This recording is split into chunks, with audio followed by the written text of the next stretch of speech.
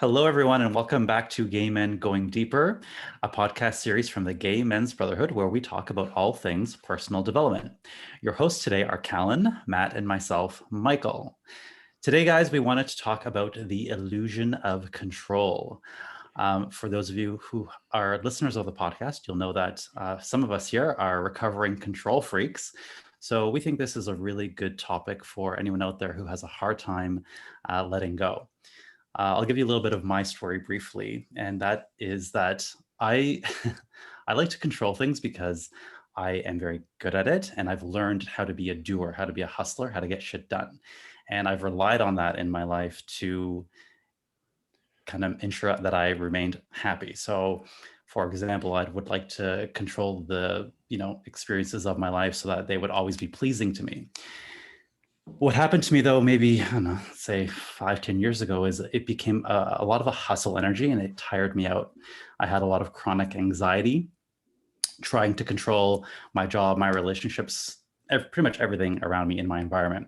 And that's when I really learned how to go within and realize that any sense of control that I thought I had was really just an illusion. And we'll talk more about that throughout the podcast. But what I've learned from that is that when I can let go of the need to control, and don't get me wrong, I still try to control a lot of things in my life, but when I can ease up on that, especially when I'm starting to get into anxiety and I can learn to surrender a bit, um, it's funny how the things that I wanted to control naturally work themselves out, not on my timeline, not in the way that I wanted, but they do. And more importantly, the anxiety and the chronic stress has dissipated. So that's a little bit about my story with control. And as I said, I'm not all the way there yet. And actually, Callan and Matt helped me out on this topic quite a bit. So, Callan, why don't we go to you? Ooh, Michael, this is a whole topic that I could get into because I got so much baggage and crap around control.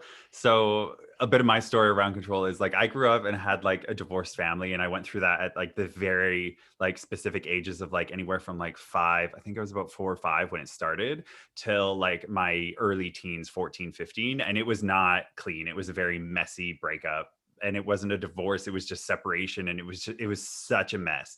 And so I felt like I was completely out of control because as a child at those ages, like you crave stability, you crave familiarity, and you crave that like building foundations. And that's when you're building your foundations as a human being, is those critical ages. And because I didn't have any of that, I became a control freak because I was like, if I control everything in my life, then I never have to experience that again. I never have to go through that again. And I find a lot of people who've had that experience of like upheaval, especially in childhood, like their parents like had a messy divorce or a bad divorce or separation. Um, and they didn't have that stability. It didn't feel stable to them, that they struggle with a lot of the same issues. So mine manifested in like chronic like lockdown and control of like, if I can't control a situation, if I can't feel safe in a situation, I'm not going to do it. I don't want to go there. I don't want to like take part of it. And so that kind of manifested as perfectionism and all these other things. And like, if I wasn't going to be perfect, I didn't want to try it. I didn't want to do the thing because I'm not going to be perfect at it. And so this was a lot of problems growing up. And then I think it was about 2008. I just moved back from London in the UK.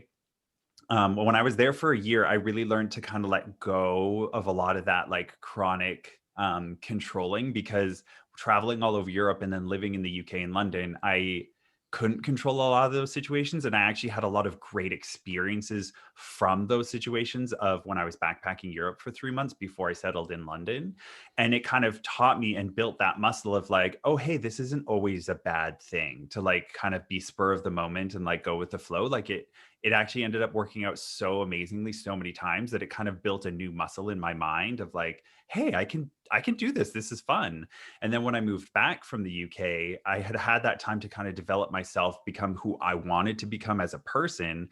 And then my friend Heather kind of like spiritually activated me, you can say, and she took me to like her soul tribe group, and like we did full moon meditations and all these other things, and they've kind of opened me up even further into the world of like allowing, like let it flow, don't push so hard on things, because the more you push, the more resistance there is, I find. And so I've learned to kind of like take a breath, take a step back. Part of that looks like meditating as regularly as I can, and reminding myself that, it's like that song, you can't always get what you want, but if you try sometimes, you get what you need.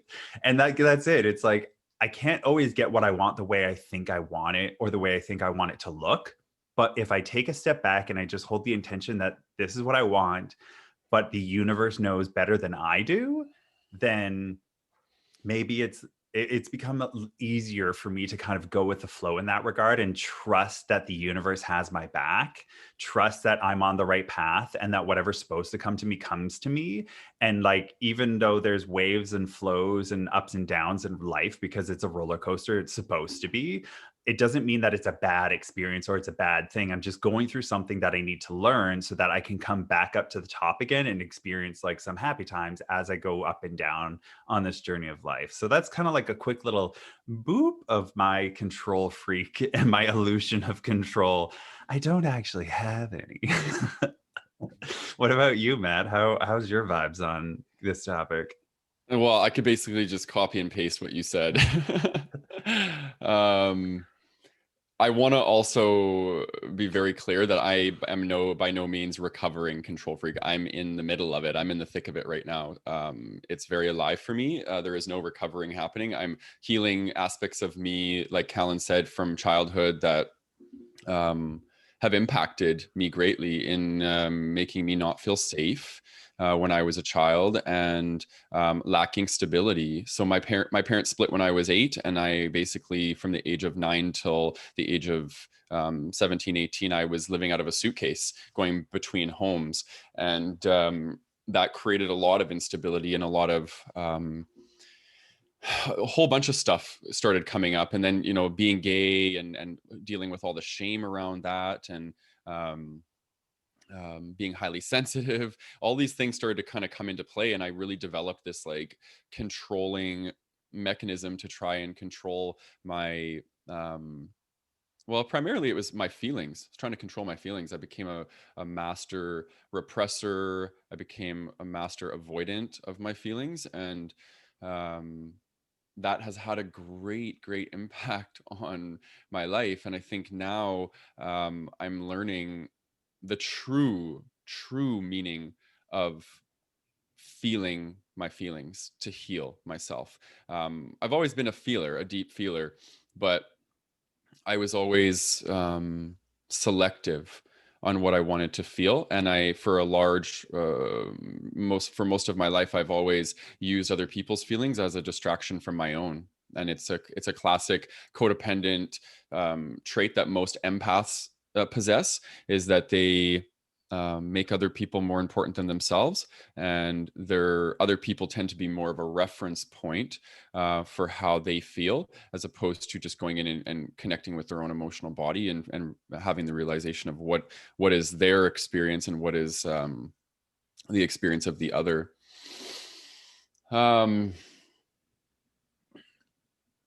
Yeah, I've always been on this pursuit for safety outside myself. And now, going through all the things I'm going through in the last few months, I'm learning how to find safety within. And part of finding safety within is giving up control. It's surrender, it's non-attachment, it's all of these really heavy spiritual concepts that they're easy to say, but they're very challenging to master and to start to embody. So I'm kind of in the middle of it right now, of a true letting go process. I think in the past I've thought I've surrendered, or I thought I've let go, but I was still holding on with my mind. And now my mind is completely letting go. And I'm having a lot of challenge in life right now because of this. And there's a lot of resistance. There's a lot of resistance in my mind. There's a lot of resistance in my body, and my ego is hanging on for dear life. It does not want to let go. And it's interesting because as I'm going through this process, I'm a firm believer that on the spiritual journey, we attract exactly what we need in order to heal, and in order to evolve. And most times it's we need our ego to be challenged, and I'm attracting a lot of this type of stuff into my life. And um, there's kind of two aspects of resistance for me. There's the resistance of things, of wanting things to change, and then there's the resistance of things not changing, and they're kind of two different flavors. The resistance of things changing is like me trying to rush my spiritual process and me trying to get to where I want to be so I can finally be happy. And I'm leading with attachment. So it's like I'm attached to these desires of what my life is going to look like once my healing has taken place. So it's conditional, right? As soon as I arrive to my destination, I can finally be happy. And that is just another trap that the ego sets up for us in order to continue to embody control. And and then the resistance to not changing is well,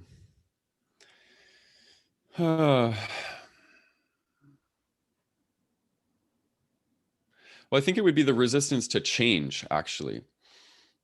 That's the most alive for me right now, because I'm being asked to give up a lot of my conditioning around who I am and who I think I am, and how I think the world is. And it's really, really challenging me right now to fully let go of all these things, because for me, my beliefs, which is my conditioning, are things that I hide behind and I incubate within them.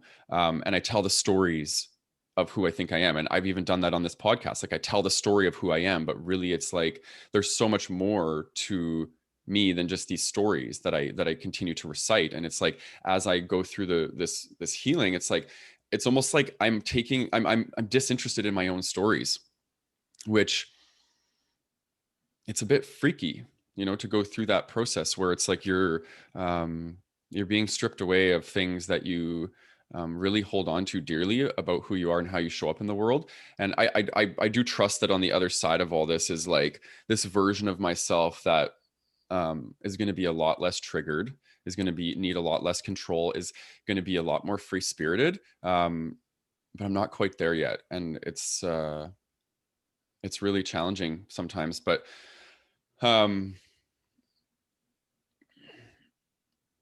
I've been really leading with, because I think the opposite of my ego state and my wounded, traumatized child state is my adult, free spirited state. This playful guy that just wants to be free spirited and have fun and enjoy life. And I'm really trying to focus on those things. Like, how does my free spirit, my heart, not my mind, not who I think I am, how does that person want to experience life?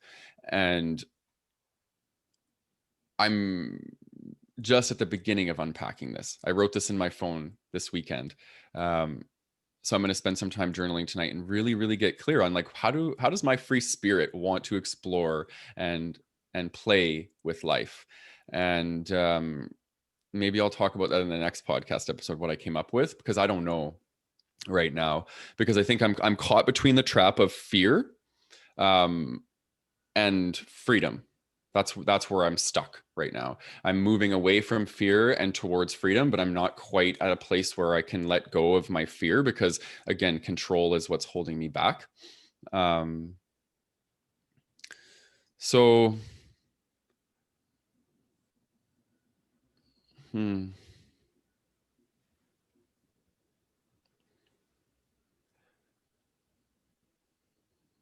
yeah, it's almost like there's this part of me that's just kind of learning how to roll with the resistance, because I think I've controlled and I've done all these things to try and make resistance not be there. But the more that I put up a wall up against resistance, the louder it gets. So I'm kind of just learning how to roll with it and have gratitude for the things that are really testing me right now, because without those tests, I'm not actually evolving. And that's the spiritual maturity that I think I've cultivated in the last few months, is really truly being able to embrace the adversity and the resistance, because that's what's transforming me. And I think I never really I don't think I had that before. I think my spiritual ego was like telling the story of that and being like, yeah, like I embrace my triggers, but actually I'd be triggered as fuck, and I'd be like, I hate this person, or I hate this thing. And now I'm actually able to like step back and be like, wow, like what's coming alive inside of me right now that I'm getting so stirred up.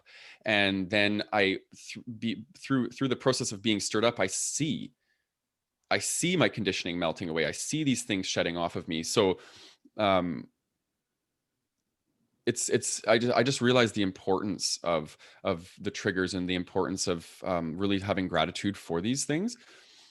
And we're seeing this actually right now in the Brotherhood. I want to speak to that because that's very alive, and there's a lot of stuff coming out in the Brotherhood where people are sharing posts that are triggering the shit out of people, and there's some nastiness being hurled around. And for the most part, we're letting these things go through, because if we create this really, like, I don't want to confuse safety with um, the illusion of alignment of beliefs or collective belief systems coming together, and then everybody feels safe because of that, because then we don't grow and evolve. And personal development is about inviting this stuff in. And I just think it's really important for us as a brotherhood to let some of these posts be seen, and let people get triggered, and let people hold each other accountable, and have this dialogue, because we can't live within this bubble of thinking that we always have to be peaceful and loving and kind to each other, because it's not about that. We actually evolve greatly when we allow other people to infringe on our safety and our sense of control, and make us really look within and say, why am I so rattled right now by somebody believing differently than me? And that's my control issues, right? I don't like when other people live or believe differently, because it incites me to look within myself and really question my own security in my own beliefs.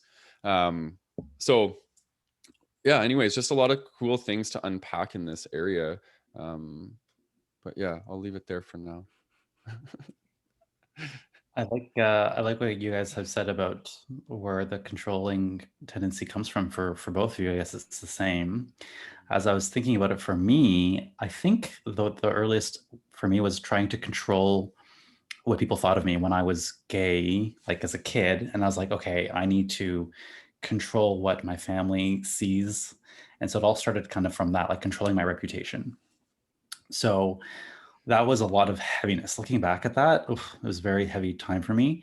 And what I learned though was that, like I said at the beginning, I'm very good at it. I'm very good at manipulating what I want others to see and controlling how people see me by what I share, what I don't share, how I show up, how I don't show up.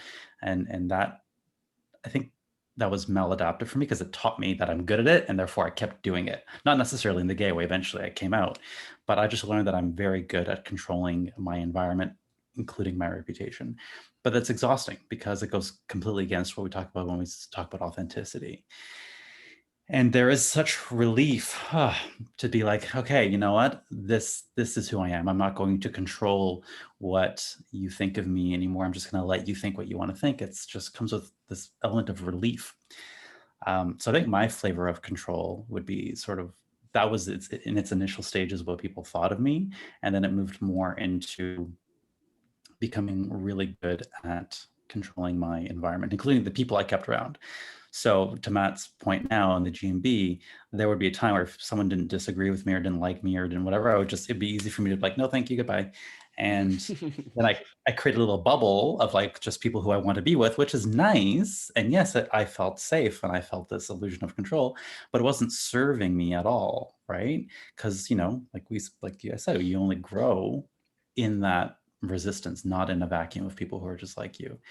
And if I may, I mean, now that I'm thinking about it, look at politically as well. That happens a lot in the political environment where you're in a bubble of people who share your opinions. And then as soon as you get exposed to an opinion that is not that, triggers, Mhm. right? So it's really a collective thing. It's in the GMB, yes, but it's, I think, all over the world that we're Mhm. seeing this happen. I'm glad you brought that up because I was going to touch on that with Matt as well, and what you were saying, what's going on kind of like in the nucleus of the Gay Men's Brotherhood private Facebook group is that people are coming and talking about these things that either they're curious about or they're unsure about, or the topics are coming up that can be like, hot button topics, quote unquote. And I do agree that like we need adversity in life in order to move forward. That's why it's there. The world, this might be an extreme stance for somebody. And I used to be a utopian type thinker, like the world can be perfect. And in my mind now, I have a different belief because if the world was perfect, nothing would change, nothing would move, nothing would grow, nothing would go forward. And so we have to have adversity in our life in order to push us to the future. That's why things happen so that we can push against them and go, we don't want this. This is bad. I'm going to go in a different direction faster than I would have naturally gone in if I was just happy and nothing was pushing me in that direction. So in regards to the group and like having these conversations, I think that it's a good thing that these conversations are happening, even though we're seeing people get triggered and angry and upset, because we provide kind of that safe container in order to move through that it's like, yes, I might have a different opinion than somebody in this group, but it doesn't mean I hate this person. It doesn't mean that I have to block this person or like completely push against this person. Yes, there's extreme people out there and there's extremists out there that will do that. And like Michael said, in the political world, you see this all the time. You don't believe in what we believe in, you're out of here, like complete oppression and push against.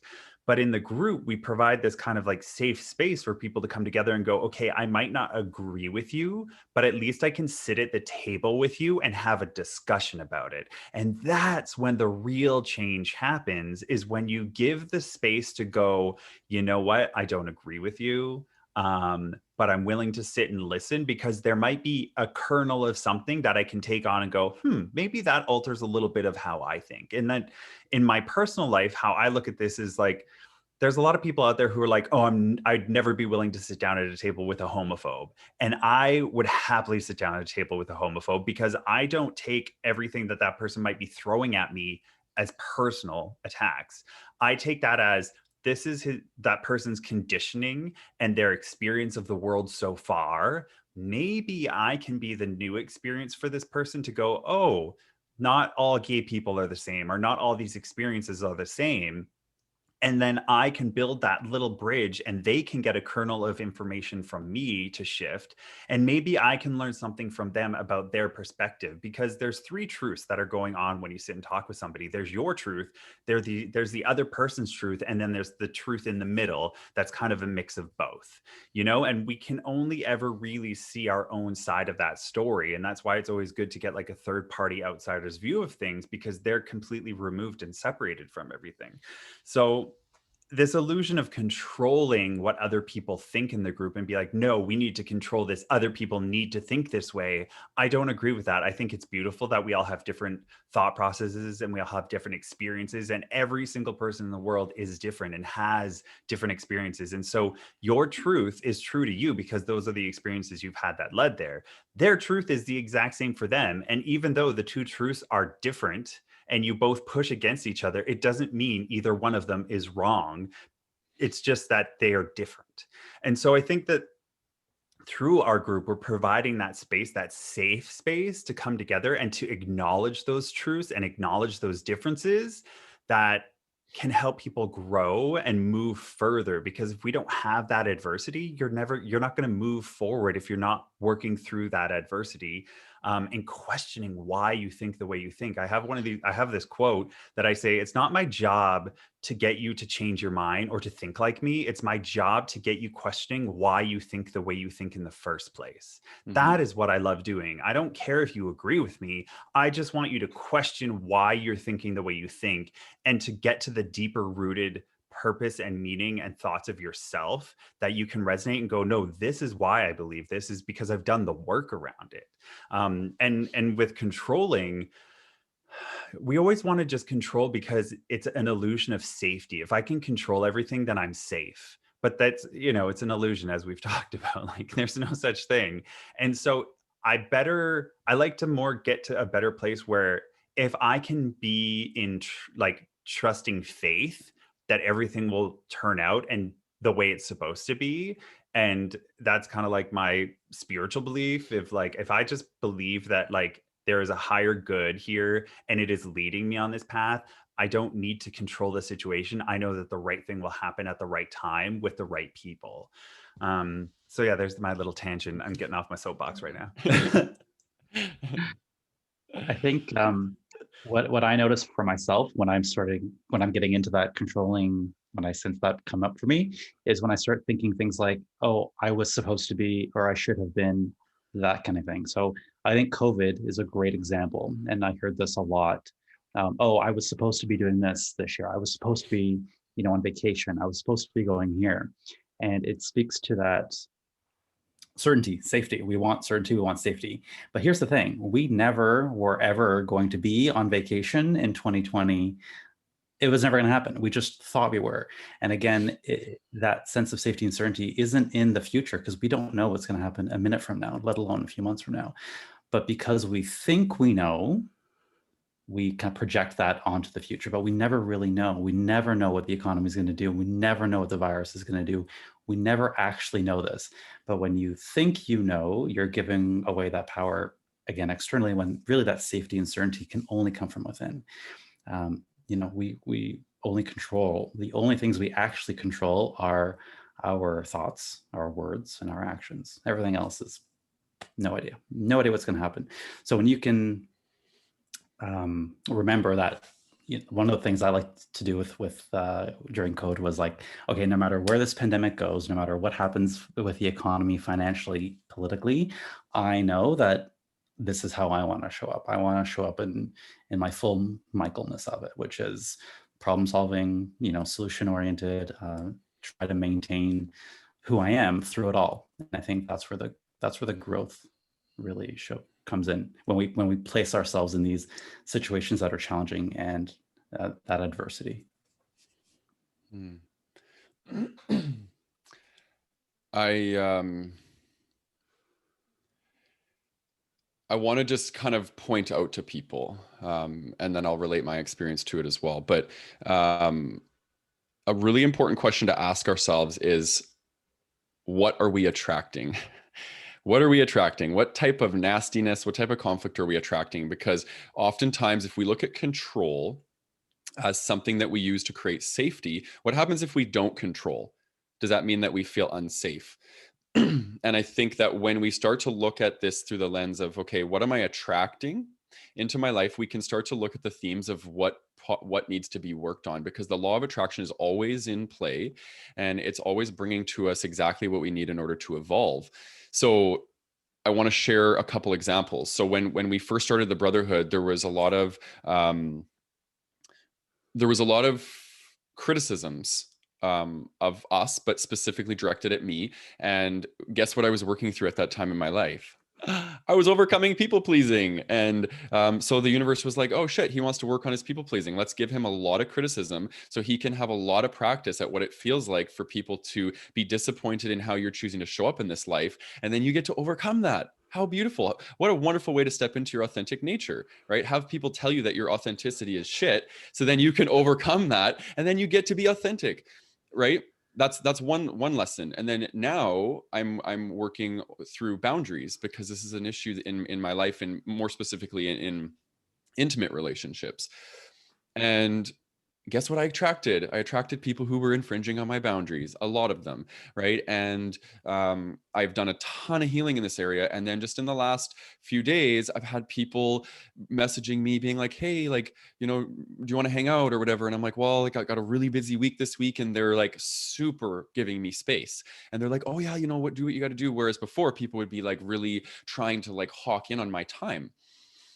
So I just wanted to point that out, because it's like we need to really get clear. And if you're not somebody that has a lot of insight into this stuff, start writing down these things that you're attracting into your experience that feel really uncomfortable, that you feel and perceive that are infringing on your sense of safety, because that's going to give you a lot of clarity into what actually needs to be healed within. If you start to look at it through the lens of, okay, if I stop controlling my experience and I let these people trigger me, what's going to happen, right? It's not going to annihilate you. It's just basically going to give you an opportunity to really sit with your shit and breathe into it, feel it, and then let it transmute. And that's kind of the healing journey.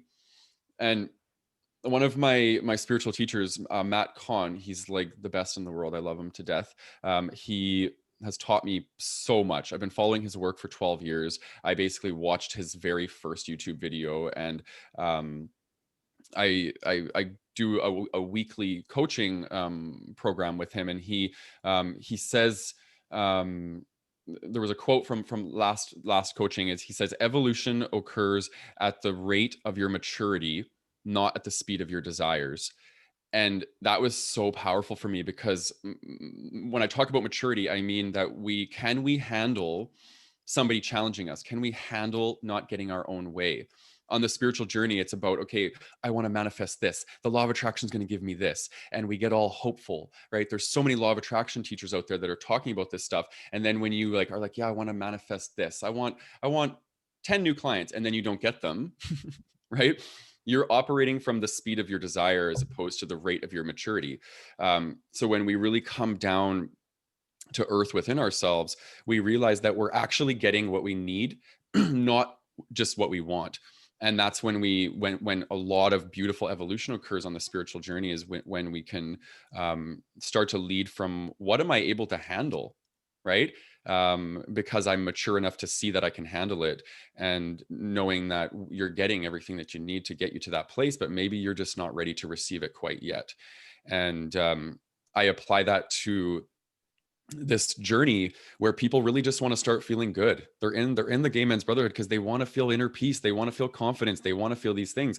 But we can't just have desires without working through the things that give us maturity, right? Which is really rooting into some of these things, these triggers, giving up control, surrendering to letting people trigger you, right? It's very humbling when we allow somebody to have an impact on us, and allow that impact to really be a catalyst for some really deep healing. So yeah, there's so much value to letting go of control. And I'm not preaching from a place of mastery. I'm by far from there.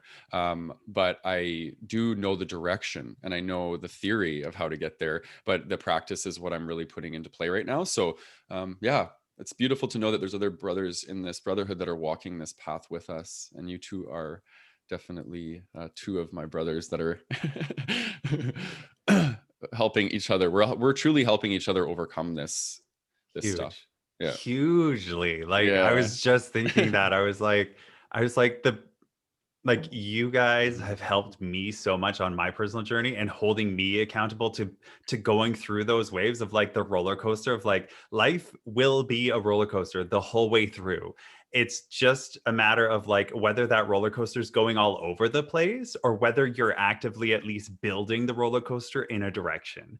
And so I'm thinking of myself of like, you know what? I can't control the fact that it's a roller coaster. I'm on it. It's life. I'm on the roller coaster. But what I do have a say over is the direction the roller coaster is going in. So, like, yes, there's ups and yes, there's downs, but I see in the distance that there's the direction that it's going in. It might take a left, it might take a right. I don't know, but like I'm constantly moving in that direction, and I'm riding those waves as a up and down, and doing that with people that I care about and who can hold me in that safe space. And that's why community is so important. And that's a huge lesson that I've been learning through this journey with you guys, is that I always wanted to do the whole lone wolf thing. I always wanted to go at it by myself because that was a control thing. I wanted to have control of my own destiny, my own stuff. I wanted to do it alone to prove to everybody or whatever I had in my head. And then through this journey, I've realized that like I can't hold myself accountable to those maybe like darker shadow things of myself. I need other people who can hold me in safety and say, I love you, I support you, but I'm not going to let you get away with this bullshit anymore, and kind of hold it up to me. And that spiritual maturity that you're talking about, Matt, of like me then sitting back and maybe being triggered and maybe having a moment, but then coming back and going, okay, I value you. I value your opinion. I see that there's truth here. I'm going to sit on it. I'm going to maybe meditate on it, write it, journal on it, and kind of process it. And we can come back and visit this later. That's the true journey of that like spiritual path. It's not always going to feel like rainbows and sunshines and lollipops. Like there, that idea of like, you know, when I'm at peace and when I'm a master, like nothing will ever affect me, nothing will be hard. It's like, no, that's a complete illusion. That's never going to happen. It has to be hard at certain points because it has to push you forward. Because like I said before, we will move way faster away from things that we don't like than we will towards things that we like. And so we need that adversity to push us constantly forward in life. And that's part of the journey. That's part of the roller coaster that we're on. And so by embracing those shadow parts, those darker parts, and allowing yourself to engage with it in a safe container, which is, you know, what the GMB does for me and for a lot of other people, it allows that safe container that it's like, yes, there's going to be roller coasters in here, but at the end of the day, we all are here because we want to move forward. We want to better ourselves. We want to help each other better. We want to help others better themselves as well. So having that's kind of like the end goal in that roller coaster journey is like, yes, there's ups and downs are going to come, but the end goal, I can see a direction that I'm going in. The roller coaster is being built in a specific direction, and it's not just like going this, that way, and the other. Well said. I think it's you guys have both talked a lot about spirituality in this conversation, and I think someone who's listening or watching this might be thinking like, what does control have to do with spirituality? And to me, they go hand in hand, because in order to release control, for me, what has helped me tremendously is having an element of faith. Whatever that faith is in, doesn't really matter, I don't think. But for me, just an element of like, I don't know the best way. I don't. And if I can just let that go, even though I really think I do know the best way, I resonate deeply with what Calan said about that lone wolf mentality. But the more I let that go, oddly enough, eventually things do go the way that I needed them to go. And I have to get out of my own way. And that is what the control part, that's where my control issues come in, is I actually am getting in my own way by trying to control things. And I didn't see that before, and now I do. And so that faith, that spirituality has helped me. And I see, for those of you who can't see, Matt behind him has a sign that says surrender, which I think is very fitting. Yeah, perfect. So, you know, we can talk more about that another time, I think, but it is important to know that it's easier for me to let go of that control when I have some element of faith in either something greater, or just simply letting go of that ego that I know the best way. That's helped me tremendously, is saying, you know what, I'm willing to be wrong about it having to be this way, it having to be on my timeline with these people on this date in this place. I want to pose my first question, and then what I'll do is I'll answer the question and give you guys time to think about it. What is your deepest seated fear? Okay. And I'm going to explain mine, because I've come to this knowing quite recently, and this is the healing that I'm doing in my life right now, is around this core fear, this core wound. And I've mentioned this before in different podcasts, but I experienced a significant abandonment wound when I was younger. And I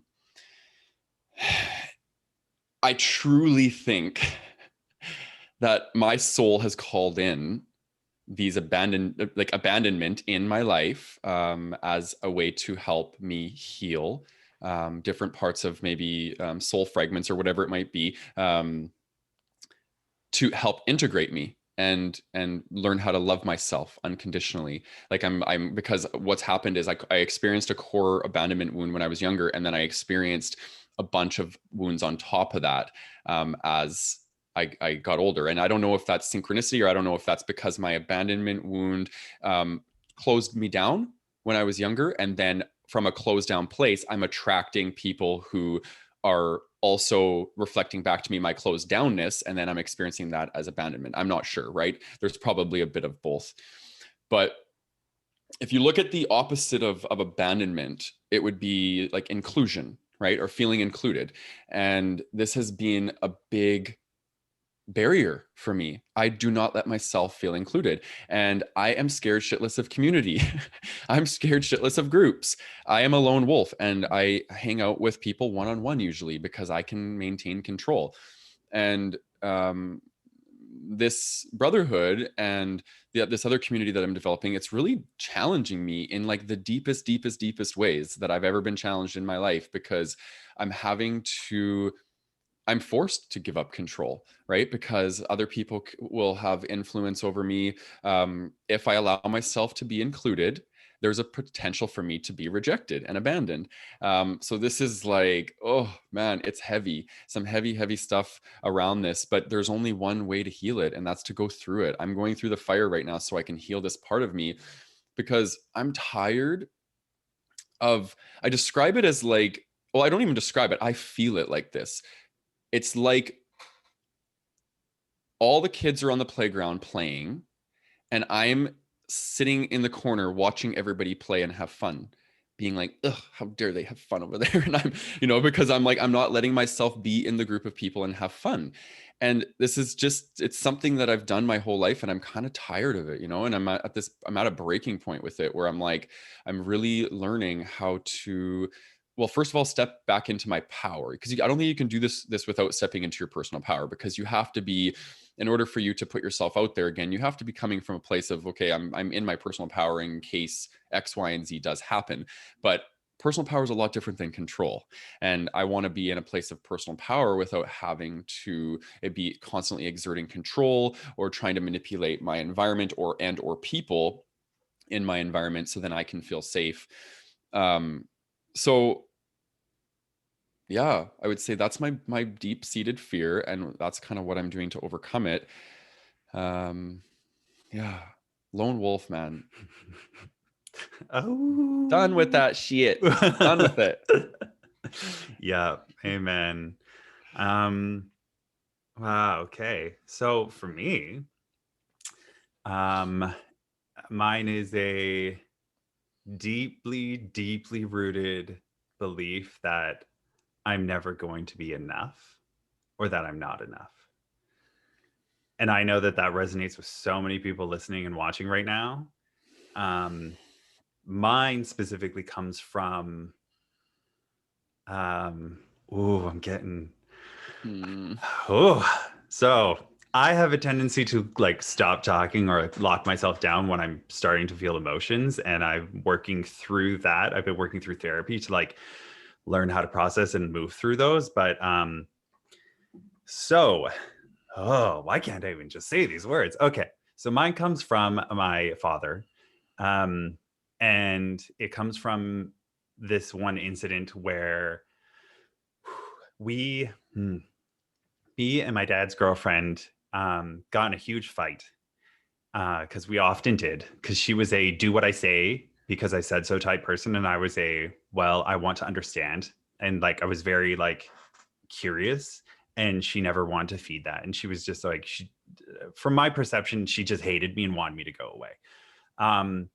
And so we had a fight, and it got physical, and she physically attacked me and like was bashing me over the head with, she was holding the remote control, and I tried to go into my room because we were right next to my room, and to grab my phone to call 911, and she came in and rips my phone out of my room and like closes my door and holds it shut so I couldn't get out until like I settled down, and I just crawled into bed. And when my dad came home, obviously they talked, and he comes into my room, he like crawls into bed with me and like starts talking to me about like what happened. And I thought that he was going to like support me, and um and he told me that it was my fault, and why do I have to rile her up like that? And I was like maybe like 12 to 14, like somewhere in that range, maybe a bit younger. And oh no, I wasn't. I was like 15. And he told me that I needed to move out. Um, and so he actively chose her over me, who was like this like defenseless kid. And like I know that like I had my mom's place to go to, but my mom wasn't financially like sorted, so I knew it would be difficult for her. And so it really comes from this place of like I'm never going to be good enough. And I was never good enough because my dad would rather choose a woman and a person who was a terrible person over his own child. Ooh. And so that's kind of like my worst fear. And that's a lot of the stuff that I work through in processing and what I've been working through in therapy recently is working through that thought of like, I'm not a good enough person even for my own family. And that's why I've never been close to family because why should I be close to people who didn't want me when I could choose my chosen family? And that's why I actually have totally embraced the gay community and I really like dove into it and like got involved and like developed friendships because I wanted to have that foundation for myself and that's where I found that. Um and I mean, I was lucky to find that, and I was lucky to find good people in the gay community. And like, I joined things like gay choir. I was in the Vancouver Men's Chorus and other places, and that's where I found a lot of my like personal security and my personal family to like my chosen family. But yeah, my biggest fear is that I'm never good enough, or I'm never going to be good enough, and it comes from that one experience. Mhm. Holy, that was a lot harder to share than I thought it was going to be. Mhm. But thank you for holding me in safe space to share this. Oh, okay. Michael, your turn. Whew. Well, thank you, Calan, for sharing that. I Mhm. think that's Yeah, thank very you. raw and honest. I think a lot of people listening will resonate with that fear. Matt, good question. I think for me, it's a little bit of both, a bit of both of what you guys have both said. So, I mean, it might not be the same reason, but for me, abandonment has always been something that I've been struggling with and I've worked a lot on, and that's where that's where my lone wolf mentality comes from. Is like, if I'm a lone wolf, you can't abandon me. So there's that. And all that How's does, of that? course, right? Yeah. All that does is prevent people from connecting with me. So Yeah. there's that. And then I think the other piece was the not enoughness. Um, my version of not enough, I think, comes from being gay and having this belief that that isn't um, that people who are gay are just not, they don't have that, they don't deserve a spot at the table. And when I say table, I'm talking about like as a child, like my family table. And it kind of goes back to that. I'm still that little boy in some way who wants to be loved by his big happy Italian family. And I am, don't get me wrong, I am today, but there's still a part of me that has that deep fear of being rejected or abandoned by them because I'm not good enough. So I think it's a bit of a combination of both.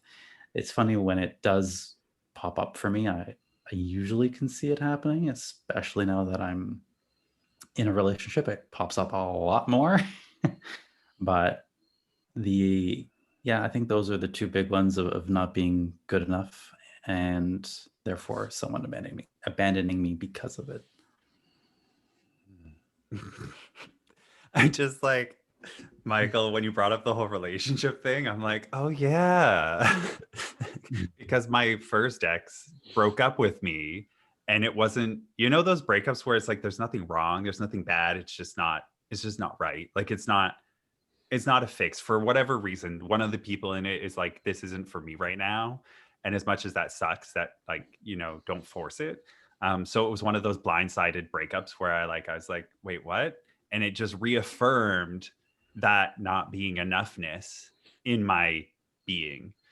And so I took that like from my dad not being enough to the relationship not being enough. And now I'm sitting here being like, huh, is that why I'm always single? So thanks for putting that little like in my head, being like, huh, more to work on, Calan, more to work on. Stay for next time. That's so Right. funny. I've never had anybody break up with me because I always beat them to the punch. I'm like, I've sabotaged so many relationships. It's not even funny. Like, that's like my go-to. Just sabotage it before they can reject me or they can see how defective I am, you know, like just get the hell out. Ugh, so done with that. Oh gosh. So control, guys. What are we doing for Control. time? I think we got like maybe a couple more minutes. 5 more, yeah, 5 more minutes. 5 minutes. Okay, well, what do we want our last words to be on today's illusion of control topic? What's one thing that we can all commit to How about moving forward? Or what do you have, Michael? We can pick between the two. I was just going to ask a question for the viewer / listener who has a hard time with control. Like, if you're someone who's having a hard time with control, I wanted to ask you guys, what's something that you do in that moment where you really are holding on? Like, what's something you can do to let go, to help let go? Yeah. What do I do? That was exactly my question. That's so funny. I can ask myself the question, what could be on the other side of this?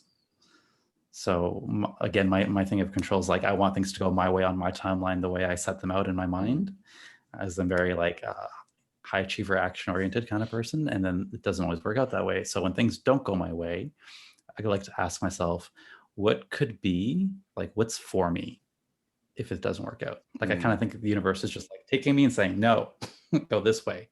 What you want is there. And instead of being so focused, like with blinders on this direction, opening myself up to the question of, hey, what's over here, with curiosity. Yeah. Yeah, I'd say similar to Michael.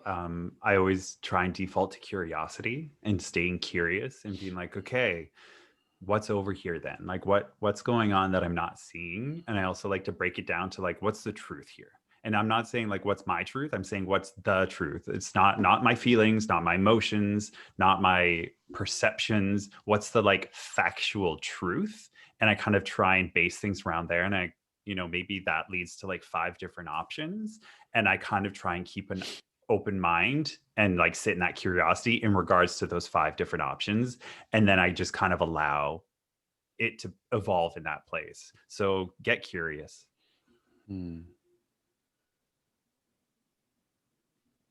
Yeah, I'm gonna just say presence. I think as soon as I lose presence, that's when control sets in, because I don't need control in the present moment. I'm just in the moment, right? But when I'm thinking about the future or thinking about the past, that's when my control wants to grip on.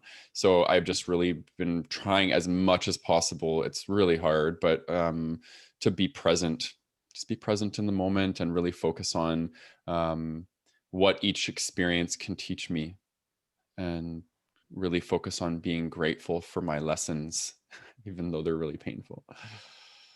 Yeah. Yeah, I think those are all great tips. Thanks, guys. Yeah. Yes. Well, I think it's that time. So if you've loved this chat, please subscribe to us. Anywhere you listen to podcasts, give us a subscribe, give us a star rating if you liked us, share us around. If you're watching this on YouTube, hit that subscribe, hit that bell button, give us a thumbs up. Again, share it around. And if you're not part of the Gay Men's Brotherhood private Facebook group, come and join us. It's completely free. The links are in the show notes. You can link to all of our socials in there. Hit us up, say hi. We love growing and we love sharing this journey with everybody else. And is there anything that I've missed out, guys, that you can think of? No? Awesome. Well, until next time, have the best day ever, everybody. Peace, love, rainbows. Bye. Bye, guys.